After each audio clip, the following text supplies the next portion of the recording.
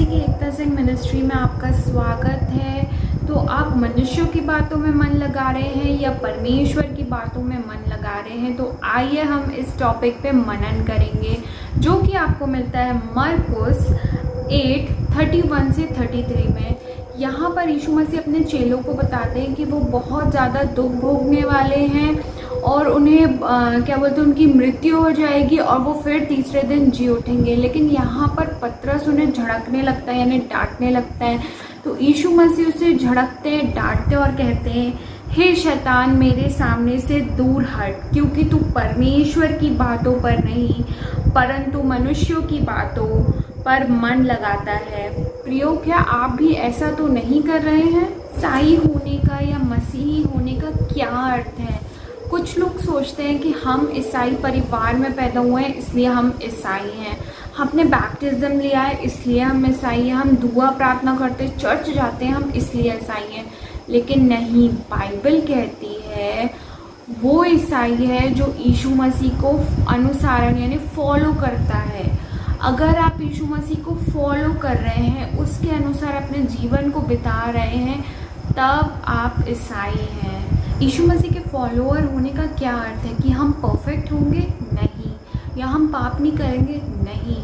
आपसे पाप होगा, लेकिन डिफरेंस ये आएगा कि हम अपना विश्वास, अपना भरोसा परमेश्वर के पुत्र यीशु मसीह पे रखेंगे, जो आपके और हमारे पापों के लिए क्रूस पर बलिदान हो गया। जब हम अपने पापों का अंगीकार करेंगे और पश्चाताप करेंगे और यीशु मसीह पे विश्वास करेंगे, तो हमारे पाप क्षमा हो जाएंगे।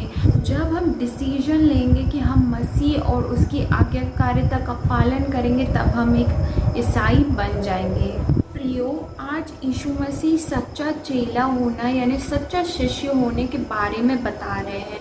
और यदि आप यीशु मसीह को फॉलो करना चाहते हैं, तो आपको दो बातें जानना और सीखना बहुत ज़रूरी है कि यीशु मसीह ने अपने कार्य को पूरा करने के लिए क्या किया और हम यीशु मसीह को कैसे फॉलो कर सकते हैं। यीशु मसीह को कार्य पूरा करने के लिए क्या क्या सहना पड़ा? यीशु मसीह को कष्ट सहना पड़ा, इवन मरना पड़ा। आप वर्स 31 में पढ़ सकते हैं। तो क्या ये आवश्यक था, कंपलसरी था यीशु मसीह का कष्ट सहना और मरना? आइए हम जानते हैं। अनंत काल से परमेश्वर की योजना थी। सृष्टि बनने के पहले, सब कुछ क्रिएट होने के पहले ही यीशु मसीह को चुन लिया गया था हमारे उद्धारकर्ता के रूप में। ये परमेश्वर की योजना थी कि वह हमारे निमित्त दुख उठाए और मारा जाए। ये पुत्र के लिए पिता की आज्ञा थी। परमेश्वर पिता ने पुत्र को कार्य सौंपा था और यीशु मसीह ने स्व इच्छा से वो कार्य का पालन किया। ये एकमात्र तरीका था जिसके द्वारा हमें पापों की क्षमा मिल सकती थी। इसलिए यीशु मसीह को हमारे लिए कष्ट उठाना पड़ा और बलिदान होना पड़ा।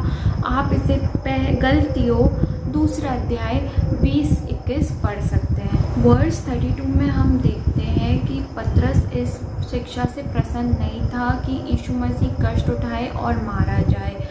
वो यीशु मसीह की चिंता करता है और स्वयं की भी चिंता करता है, क्योंकि चेले मानते थे कि यीशु मसीह संसार का राजा है और वो उस बात का आनंद उठाएंगे।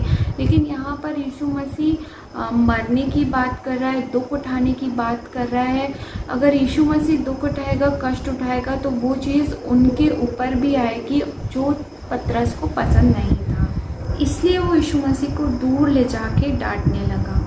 हम यीशु मसीह का रिस्पॉन्स देखेंगे कि यीशु मसीह ने पतरस को डांटा और वर्स 33 में कहा, हे शैतान, मेरे सामने से दूर हो, क्योंकि तू परमेश्वर की बात पर नहीं वरन मनुष्यों की बातों पर मन लगाता है। ये बहुत ही कड़ी फटकार थी और ये बहुत अचरज सी बात है कि ठीक इससे पहले पतरस यीशु मसीह को मसीह करके मानता है और परमेश्वर उसे धन्य कहते हैं। मत्ती 16:17-18 पढ़ेंगे अपन। यीशु ने उससे उत्तर दिया, हे शामोन, योना के पुत्र, तू धन्य है, क्योंकि मांस और लहू ने नहीं परंतु मेरे पिता ने जो स्वर्ग में है ये बात तुझ पर प्रकट की है। और मैं भी तुझसे कहता हूँ कि तू पतरस है और मैं इस पत्थर पर अपनी कलीसिया बनाऊंगा और अंधलोक के फाटक उस पर प्रबल ना होंगे। लेकिन यीशु मसीह ने इतनी बुरी फटकार पतरस की क्यों ली? क्योंकि यीशु मसीह हमारा और आपका उद्धार करने आए थे। उनको कार्य सौंपा गया था और ये कार्य करने से रोक रहे थे पतरस उन्हें, इसलिए यीशु मसीह उन्हें फटकार लगाते हैं। पतरस जानते थे कि यीशु मसीह है, लेकिन वो उन्हें राजनीतिक मसीह समझ रहे थे, जो उन्हें जो यहूदियों को रोमी सरकार से छुड़ाने आया है। लेकिन यीशु मसीह हमें पापों के दासत्व से छुड़ाने आया था, हमें उद्धार देने आया था। पतरस ये नहीं समझ पाए थे कि यीशु मसीह के फॉलोअर होने का क्या अर्थ है, यीशु के पीछे चलने के लिए हमें क्या करना चाहिए। यीशु मसीह ने इसका उत्तर स्वयं दिया है। हम वर्स 34 में देख सकते हैं, जो कोई मेरे पीछे आना चाहे वह अपने आप का इनकार करे और अपना क्रूस उठाकर मेरे पीछे हो ले। तो क्या आप ऐसा करते हैं? क्या आप परमेश्वर को प्रथम स्थान देते हैं अपने जीवन में? क्या आपकी लॉयल्टी परमेश्वर के प्रति है या स्वयं के प्रति?